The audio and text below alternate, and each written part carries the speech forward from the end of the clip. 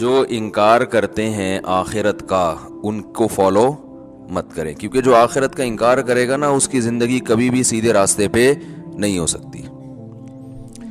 اس کو قانون سیدھے راستے پہ چلا سکتا ہے، لیکن قانون انسان کے بنائے ہوئے قانون بھی ناقص اور نگرانی بھی ناقص۔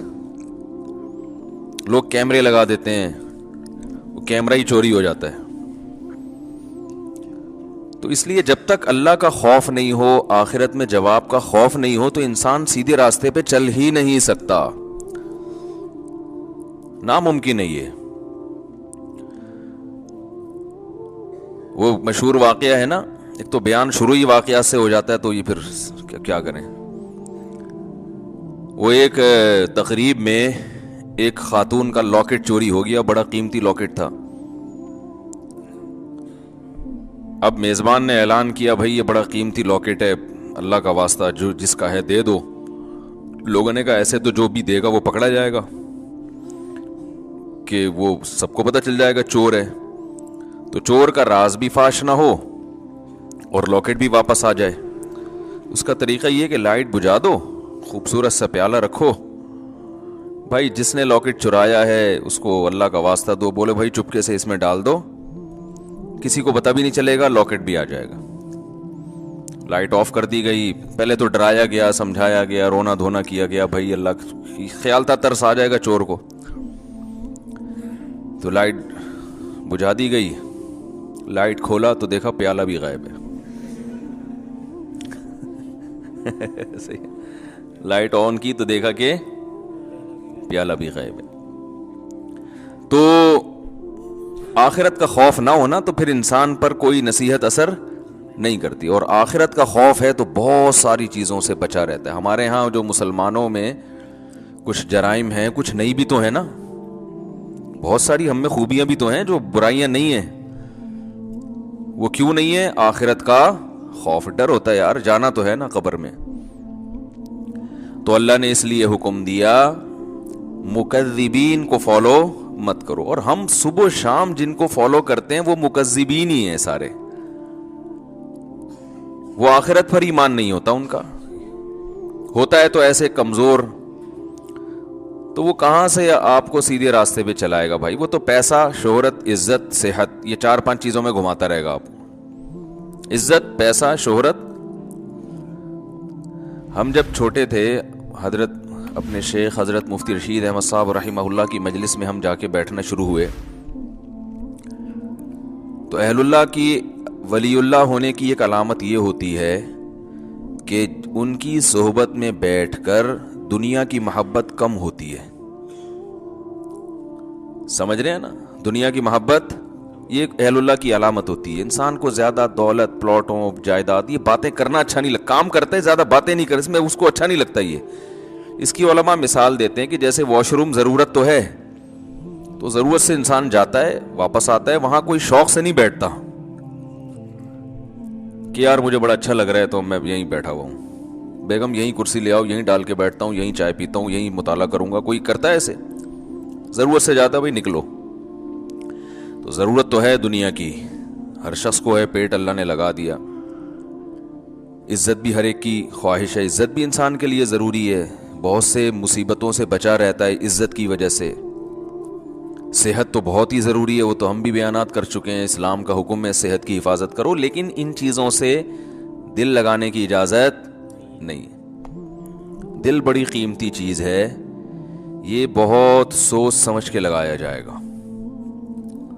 دیکھو دل ایسے کو دیا جاتا ہے جو دل کو پریشان نہ کرے۔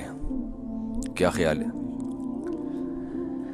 بات سے بات نکلتی ہے، موضوع چینج ہو جاتا ہے، سورہ قلم لے کے چل رہے ہیں، لیکن چلو یہ بات بھی تھوڑی سی کمپلیٹ کر دوں۔ سکون کہاں ہوتا ہے؟ دل میں نا۔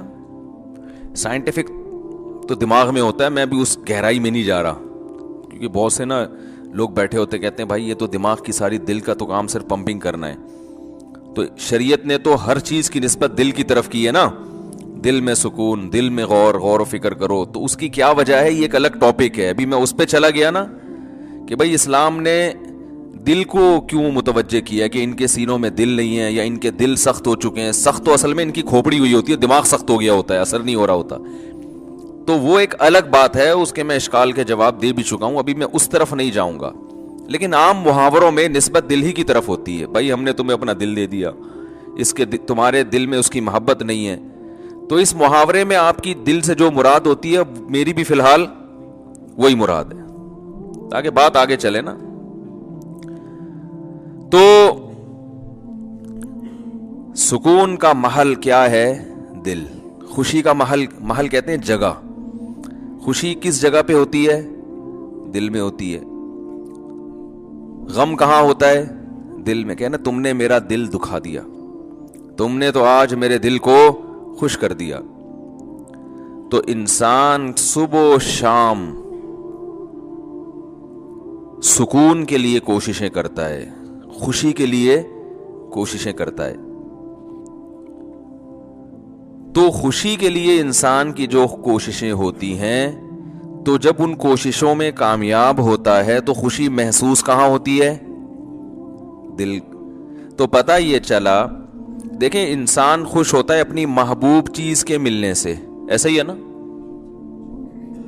تو دل کب خوش ہوگا؟ جب دل کو اس کی محبوب چیز ملے گی. دل چاہ رہا ہے یہ کھا لو, کھاؤ گے تو خوش ہو جاؤ گے. دل چاہ رہا ہے یہ کر لو, وہ کام کر لیا تو خوش ہو جاؤ گے. دل چاہ رہا ہے کہ یہ چیز مل جائے, گاڑی مل جائے, مل جاتی ہے تو دل کیا ہوتا ہے؟ خوش ہوتا ہے. تو سارا جو مسئلہ ہے نا وہ ہے دل کا.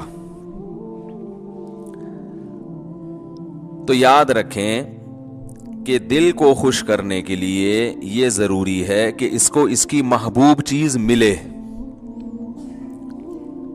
تو جن چیزوں سے دل کو پہلے سے محبت ہے نا وہ انسان کو ملتی نہیں ہے. ٹینشن والا مسئلہ یہ ہے. آپ کہیں بھائی جو اتنے لوگ خوش ہوتے ہیں ان کو ان کی دل کی پسندیدہ چیزیں مل جاتی ہیں تبھی تو خوش ہوتے ہیں نا. بھائی مسئلہ ایک دل میں بہت بڑا فالٹ یہ ہے کہ اسے اس کی جب محبوب چیز ملتی ہے تو اس کے دل میں اس سے زیادہ کی خواہش پیدا ہو چکی ہوتی ہے. سمجھ رہے ہیں بات کو؟ لہذا یہ پہلی مرتبہ میں تو اس سے خوش ہوتا ہے, اس کے بعد پھر یہ اس سے خوش نہیں ہوتا, اس سے زیادہ مانگتا ہے. ہمارے ایک دوست ہیں, اللہ نے ان کو مالی وسعت دی, وہ ایک زمانے میں بڑی غربت تھی, تو مجھے اپنا واقعہ بتا رہے تھے کہ یار جب ہم غریب تھے, مدرسے میں پڑھتے تھے, کہتے ہیں تو میں نے اس وقت کہیں سے ہمیں یاد ہے ایک پراٹھا آ گیا کہیں صبح ناشتے میں سوکھی روٹی ملتی تھی. تو کہہ رہے ہیں وہ پراٹھے کے نا ہم سب طلبہ نے ٹکڑے کیے, ایک ایک ٹکڑا, ایک ایک پراٹھا سب کو ملا, یعنی پراٹھے کا ایک ایک ٹکڑا سب کو ملا. کہہ رہے ہیں یار اس وقت اس میں اتنی خوشی سے ہم نے وہ ٹکڑا کھایا ہے کہ اب انڈے مکھن میں وہ مزہ نہیں آتا. وجہ کیا ہے؟ اس وقت غربت تھی, اس وقت پراٹھے کی محبت تھی. یار صبح روٹی کھا رہے ہیں, کسی دن پراٹھا مل جائے تو ایک ٹکڑا ملا تو دل اتنا خوش ہوا جتنا کوئی ڈیفنس کلفٹن میں رہنے والا مکھن کباب پہ خوش نہیں ہوتا. تو کہنے لگا یار اب تو سب کچھ مل رہا ہے لیکن وہ خوشی نہیں ہوتی. تو وجہ کیا ہے بھائی؟ جب اس سے کم مل رہا تھا تو دل میں پراٹھے کی خواہش تھی, جب پراٹھا ملنا شروع ہو گیا تو اب خواہشات اس سے. یہ جو بڑے بڑے مالدار لوگ ہیں نا ہمارے, اکثر سیاستدان, سارے نہیں, یہ کباب پراٹھے پہ تھوڑی خوش ہوتے ہیں. ان کو آپ بریانی کھلا دو, ان کو سیخ کباب کھلا دو, ملائی کیا, یہ تو غریبوں کے کھانے ہیں. بھئی اب کیا کھانا ہے آپ نے؟ کباب بھی کھا لیے, پراٹھے بھی کھا لیے, آپ نے جو ہے وہ نہاری بھی کھا لی, بریانی بھی کھا لی, برگر بھی کھا لیا, پیزا بھی کھا لیا, ایسی ایسی خوراکیں, ترکی کی ڈشیں آپ نے کھائی ہیں, جاپنیز ڈشیں آپ نے, جو ان کا دل چاہتا ہے کھاتے ہیں, لیکن ان کو اس میں وہ مزہ نہیں آتا. یہ کہتے ہیں وہ جائیدادیں کھلاؤ اب ہمیں, یہ کباب یہ تو ڈیفنس کلفٹن کے عام مالدار لوگ کھا لیتے ہیں. یار یہ کیا ہے؟ اب یہ اتنے ارب پتی بن چکے ہوتے ہیں کہ ان کی نظر میں اب یہ کباب بریانی کی کوئی ویلیو نہیں رہتی. اب جو بڑے بڑے سیاستدان ہیں ان کی خواہش کیا ہوتی ہے؟ بھائی جائیدادیں کھلاؤ یار ہمیں. اور جائیدادیں بھی ایک سرجانی ٹاؤن کی نہیں چاہیے ان کو, یہ چائنا پٹی, یہ تو غریبوں کی کرپشن ہے. جائیدادیں کچھ اسلام آباد کے کوئی پورا آدھا بحریہ ٹاؤن کھلا دو ہم کو. یہ اگر ان کو نہ ملے تو ڈپریشن میں چلے جاتے ہیں. عجیب مصیبت ہے. انسان ہمیشہ سے یہ حقیقت جانتا ہے کہ دل کی جب ایک خواہش پوری ہوتی ہے تو وہ اس سے بڑے کی خواہش اس میں پیدا ہوتی ہے. تو یہ عجیب بات ہے کہ یہ تو کبھی خوش ہو ہی نہیں سکتا. یہ ایک ایسی حقیقت ہے جس کو ساری دنیا کے سارے ماہرین مانتے ہیں, لیکن پھر بھی وہ دنیا سے محبت کرتے ہیں. تو بتاؤ کبھی ایسے دل کو سکون مل سکتا ہے؟ آج آپ کی خواہش یہ مل جائے تو جب وہ ملے گا نا تو اس سے آگے کی خواہش پیدا ہو چکی ہوگی, پھر اس سے آگے کی پیدا ہو چکی ہوگی.